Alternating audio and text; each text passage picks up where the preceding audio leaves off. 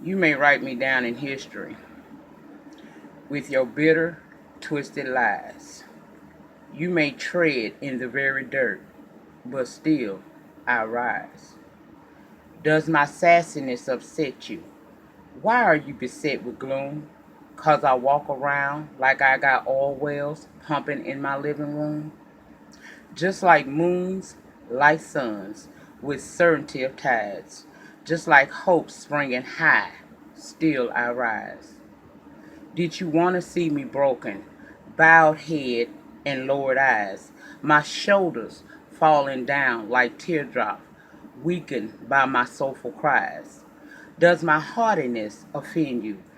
Don't take it awful hard, 'cause I laugh like I got gold mines digging in my backyard. You may shoot me with your words, you may cut me with your eyes, you may kill me with your hatefulness, but still, like air, I rise. Does my sexiness upset you? Does it come as a surprise that I dance like I got diamonds at the meeting of my thighs? Out of the huts of history, shame, I rise. Up from a past that's rooted in pain, I rise. I'm a black ocean, leaping and wide, welling and swelling, I bear in the tide. Leaving behind nights of terror and fear, I rise into a daybreak that's wondrous and clear. I rise, bringing the gifts of my ancestors gave. I am the dream and the hope of the slave. I rise, I rise, I rise. Child, I tell myself that every morning. That's Maya Angelou, bitch. That's Maya Angelou, if you didn't know. Welcome back to the channel, everybody. I am Lady Nika, and with Tuesday night's episode of The Have and Have Not, Season 6, Episode 12, In His Eyes. I'm going to try to get as much of this in that happened on the episode as I can. As you know, I am late. I apologize for me being late, but y'all know I have a schedule. I think next year I'm probably going to go on online classes only, because this shit is getting a little bit too much. I'm starting to fall behind on too many of my other day-to-day tasks that I have to do. So as we near the end of a school year and I have finals coming, I have one more week that I may be behind getting y'all reviews and talk time videos out, but I will definitely make every effort to be as on time as I possibly can. So with this episode, we open back up with Wyatt, where he's ready to bash Jim in the head with the bus. Child, after slapping Katie across the damn floor. He's sweating, eyes all booked. He in a crackhead rage is what I called it, okay? Well, Catherine screaming must have brought him out of there, because next thing we know, he put it down. And her and Jim got up, and instead of Jim trying to soothe his son and calm him, no, Jim is telling him to apologize to his mama. And he said no. And Jim said, well, you really wanted to kill us. No, Jim, he wanted to kill you. Jim walks over to the Wyatt sink and grabs that cocaine. No, well, first of all, he grabbed cocaine. He walked over to him and grabbed the bus. And he basically mimicked what Wyatt was doing, though. Yeah, he mimicked that, child. And then he went over to the sink and he flushed down all of Wyatt's dope. Down the drain it went. Wyatt telling them to get out, but you know Jim, he wasn't going to go silently. He taunted Wyatt. Then he gave him a piece of advice. Don't ever tell someone you going to kill them if you ain't really going to do it, because you might not get a second chance at it. And they leave. Now over at Veronica's, her and Melissa is at it. You know, Melissa done snatched the ponytail off, and they at it. And she telling her to get out, and Melissa's saying, I ain't going nowhere. Veronica gonna pay for this baby. What baby, sis? Girl, I know this is Tyler Perry land. I do. I know sometime in Tyler Perry land, we got to take it a little bit. You know, we got to understand. We got to make some what you call concessions. But sis, girl, even in Tyler Perry land, you ain't got a bump or nothing yet. So what are you talking about?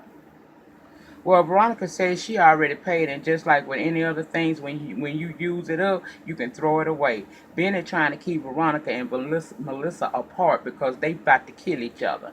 Next thing we know, Veronica mad at Benny and Melissa. She want to know why Benny was at home, at her house. Now he don't say that Melissa texted me from your phone and made me think it was you, and I came over here thinking I was finna meet up with you. He don't say that. So she told Benny and Melissa to get the hell up out of her house, and she was done with them both.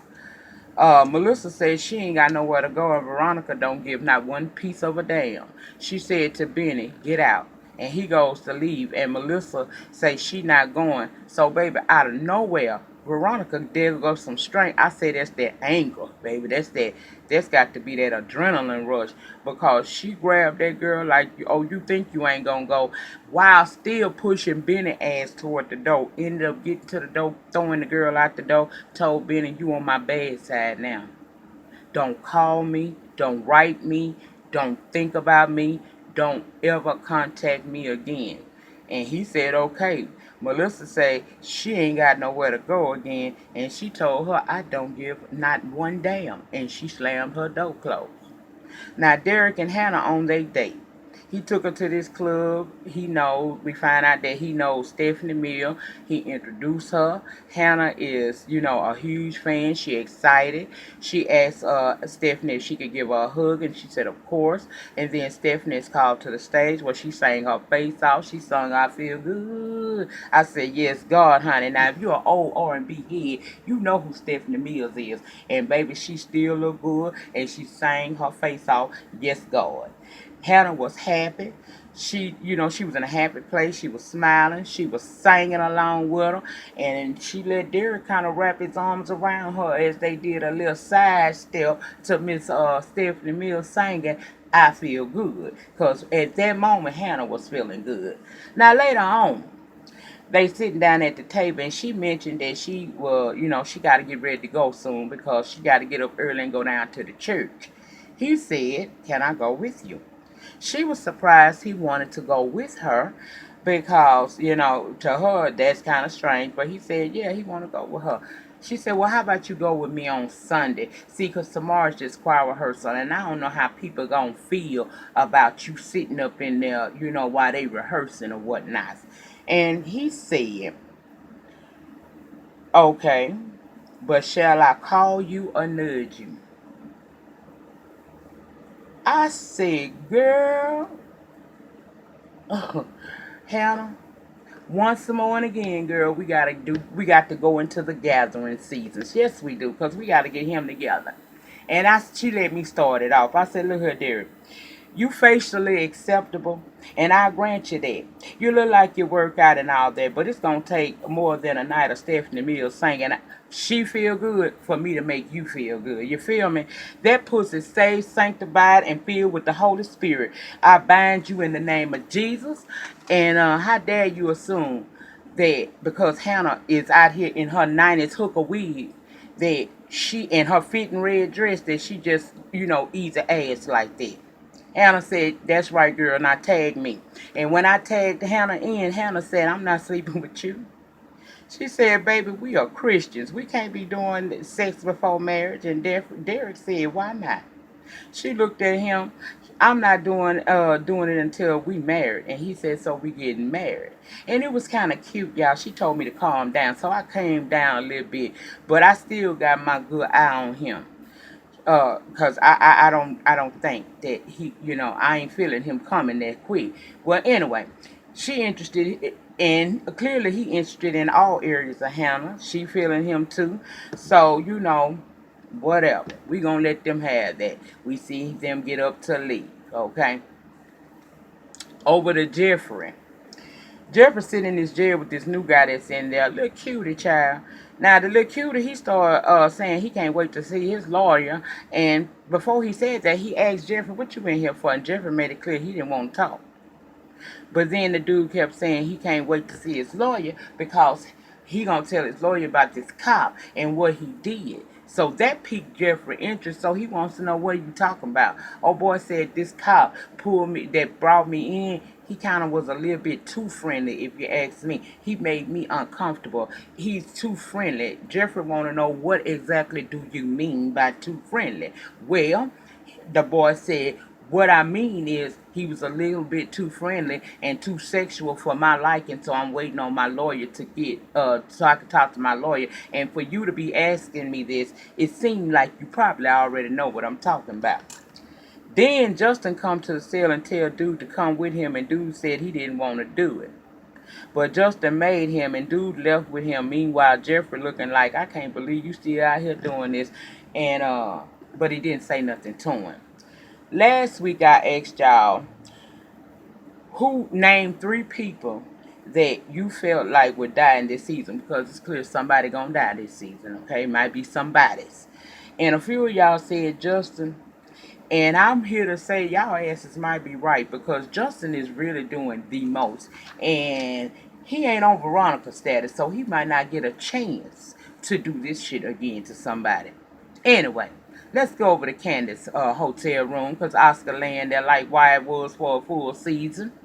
And Jill, Candace cowgirl, come over there to see her. Jill show her what she done made, and Candace says, is that all you made? And I was like, well, bitch, is you selling puss? Or is me, or am I selling it? Girl, don't do me. Don't do me. She said, yeah, and Candace said it's not enough. Jill can't help but notice that Oscar laying right there in that doggone bed. She pay attention. She tell her she want her to call Jim and tell him to come see her, because she got some stuff for that ass.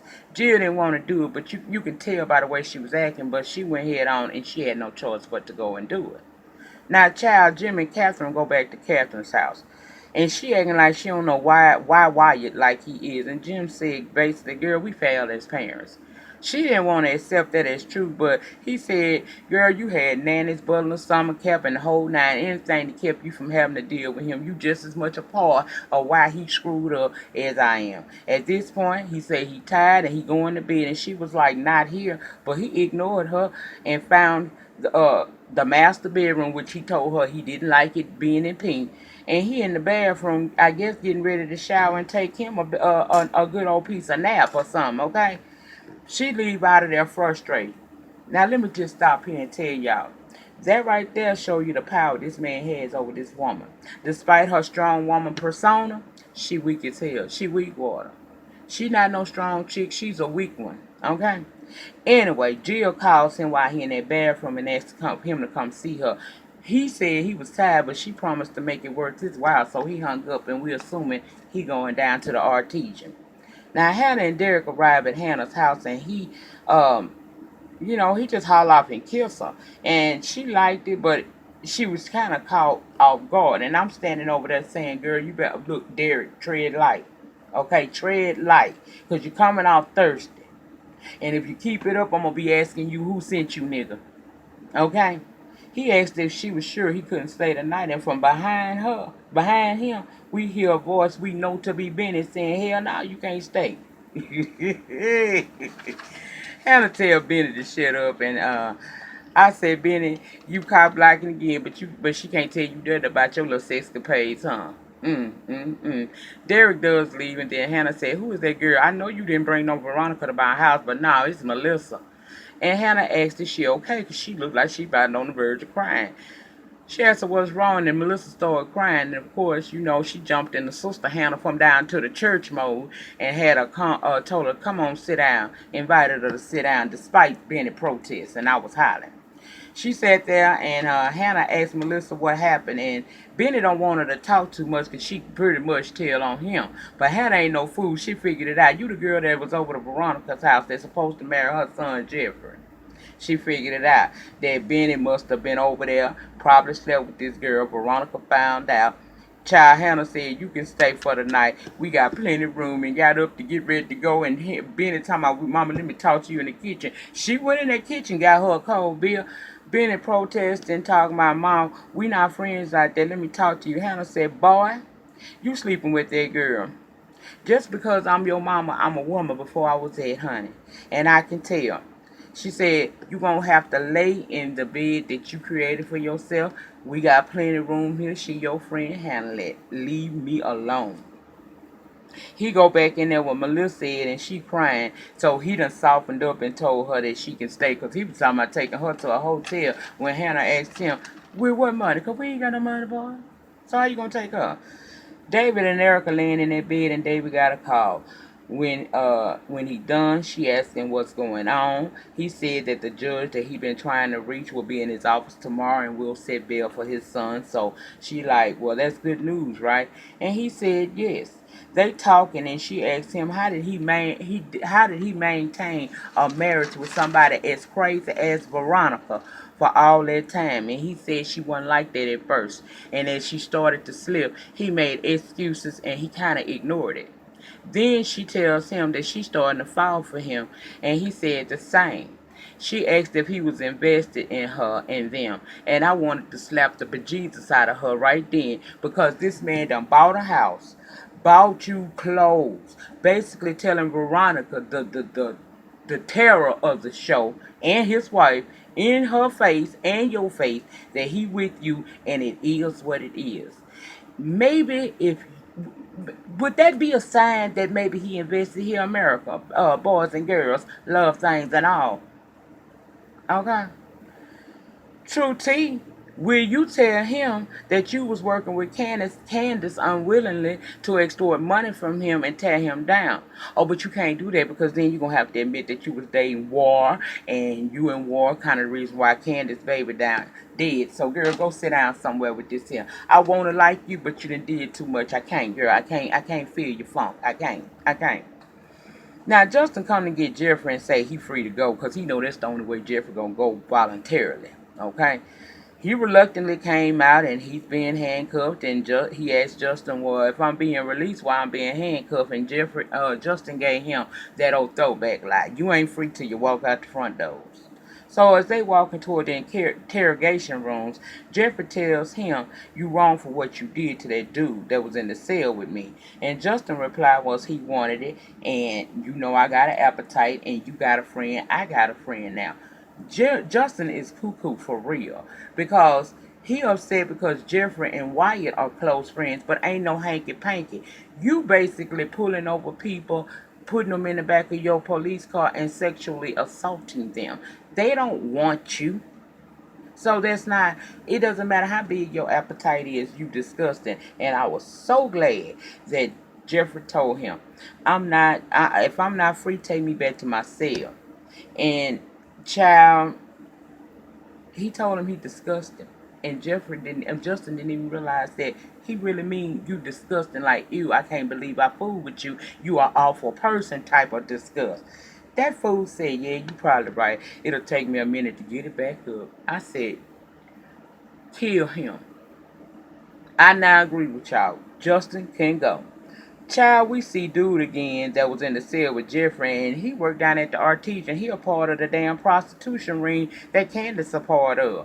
And that dude, Rico, that's the bartender, he asking him why he late, and he saying, you know, I was arrested and that's why it took me a minute. He telling him, man, you can't be late to work. This job don't pay that much, but our hustle pays extremely well. And I was like, oh, so he a part of the whole stroll too. Oh, how awful. Anyway, the last scene was Wyatt going back to Mitch Uncle for some more drugs. Dude was like, you did it all already? And Wyatt said, no, my dad flushed it because he wants me to not do it. Mitch Uncle thinking it's a setup because he done came back so soon and refused him at first, but then he thought about it. Plus the bartender over there talking about, look at his keys. You can tell he a rich kid. He can afford it. So Mitch Uncle goes ahead and give him the money based on the fact that at midnight he's able to go to the ATM and get him his coins, okay? Old boy gave it to him and told him, look, don't try to mess up with me. I promise you you'll regret it. And that's where the episode cut off at. It was pretty good, y'all. And Jesus, I did it in under 20 minutes. All right, come through.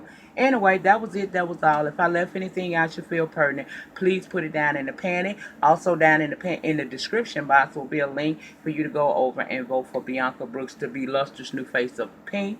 That campaign will end in probably 6 or 5 days, somewhere along there, honey. It's gonna end soon, so you still have time to cast your votes.